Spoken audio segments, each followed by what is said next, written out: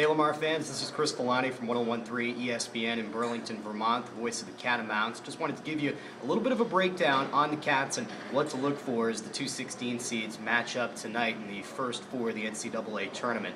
Vermont's a very different team than Lamar in terms of style. The Catamounts are actually a pretty quirky team in general.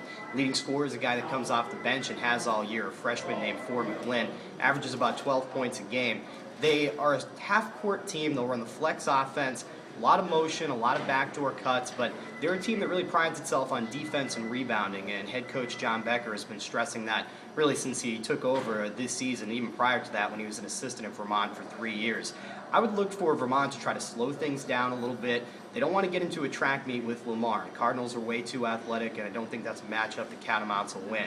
So they'll try to play some tight defense. They'll try to control the boards, which is going to be tough against a very athletic and good rebounding team against Lamar. And they'll try to keep the score relatively low. Now, defensively, they like to try to play a lot of man-to-man, but I'd look for some 1-3-1 zone as well to really extend the defense, make Lamar run its offense high into the half-court set, and just slow down the Cardinals' attack a little bit. Some other guys to look for, I said this was a quirky team, because maybe their best player is a guy that doesn't score all that much and doesn't really try to.